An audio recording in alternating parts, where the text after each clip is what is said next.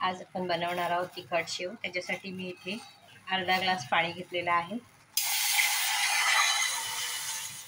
त्यातच टाकणार आहोत 1 टेबलस्पून तेल, चवीप्रमाणे मीठ, हाफ टीस्पून खायचा सोडा। आता ह्याला छान उकळी काढून घ्यायची आहे।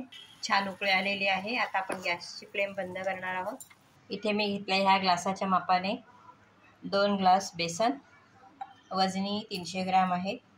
त्याच्यामध्ये आपण मिक्स करणार आहोत 1 टीस्पून ओवा, हाफ टीस्पून हळद, 2 ते 3 टीस्पून लाल मिरची पावडर। मिश्रण छान मिक्स करून घ्यायचं आहे। मिश्रण आपलं छान मिक्स करून झालेलं आहे। आता ह्याच्यामध्ये आपण तयार केलेलं हे पाणी, मीठ आणि खायच्या सोड्याचं मिश्रण हे संपूर्ण टाकणार आहोत। ते सुद्धा छान असं मिक्स करून घ्यायचं आहे। आता हे मिश्रण जे आहे ते हातानेच मिक्स करून त्याचा एक गोळा तयार करून घेणार आहोत।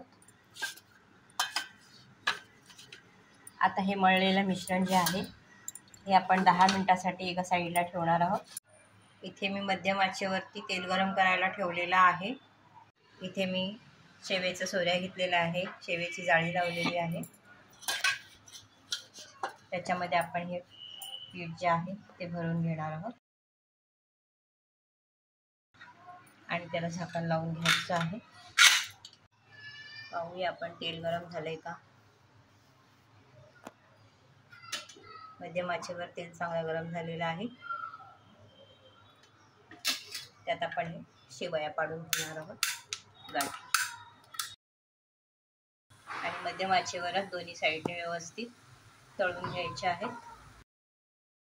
एका साईडने व्यवस्थित तळून झाल्या की त्या वरती तरंगायला लागतात आणि नंतर पलटी करून घ्यायचे आहे। दुसऱ्या बाजूने सुद्धा व्यवस्थित तळून घ्यायचं आहे। या प्रोसेसला 1.5 ते 2 मिनिटं लागतात। 2 ते 2.5 मिनिटं झालेली आहेत। आता आपण बाहेर काढून घेणार आहोत। पहा, आणि अशाच पद्धतीने आपण बाकीचे सर्व बनवून घेणार आहोत।